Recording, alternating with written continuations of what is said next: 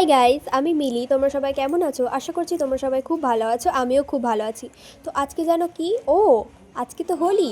তো চলো তোমাদের সকলকে জানাই হ্যাপি হোলি আমার তরফ থেকে। তো আমি সকাল সকাল উঠে একদম বিছানা টিছানা গোছানো, যেটা আমার প্রতিদিনকার রুটিন, বিছানা গোছানো, ঘর ঝাড় দেওয়া, আমি সব কাজ বাজ করে নিচ্ছি, তারপরে আমরা হোলি খেলবো। আর হ্যাঁ, আর একটা কথা বলে দিই, তোমরা এখনও যারা আমার চ্যানেলটাকে সাবস্ক্রাইব করোনি, প্লিজ সাবস্ক্রাইব করে দিও আর আমাকে সাপোর্ট করো, আমার পাশে থেকো। তো এখানে আমার প্রায় ঘর ঝাড় দেওয়া কমপ্লিট হয়ে গিয়েছে। তো বাবা সকাল সকাল উঠে চিড়ের পোলাও আর তড়কা বানিয়ে দিয়েছিল, তো আমি এখন সেটাই খেয়ে নিচ্ছি।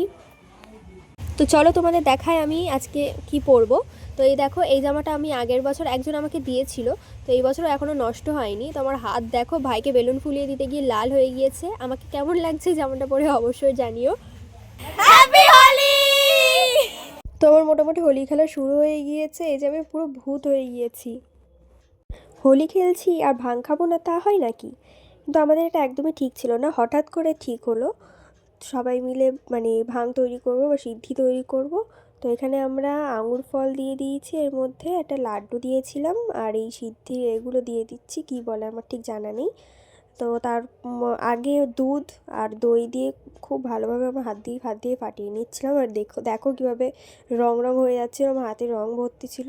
এটাকে ভালো করে আমি মানে ফাটিয়ে নিয়েছিলাম। একবার, দুবার, তিনবার, চারবার, পাঁচবার, ছবার, এই ছবারের বেলায় আমাদের হাঁড়িটা ফেটেছে অবশেষে। আমিও একটু এই ঢংটা করে নিলাম। এখন চান করে পুরো একদম ফ্রেশ হয়ে গিয়েছি, তাও পুজো দিতে গিয়ে এখানে একটু লেগে গিয়েছে। তো চলো এবার ভাত খাবো। তো আজকে আমাদের দুপুরে মেনুতে ছিল ফ্রায়েড রাইস আর পনিরের তরকারি। এখানে অঙ্কিতা আমাদের বাড়ি খাচ্ছিল, আর টুনটুনিও ছিল এখানে। তো এখন সবাই ভাত খেয়ে এলাম। তো এবার পুরো ঘুমিয়ে পড়বো, কারণ হোলি খেলে এমনি সবার ঘুম পায়। এখানে রয়েছে আমার সাথে টুনটুনি, মানে সরি পিয়ালি।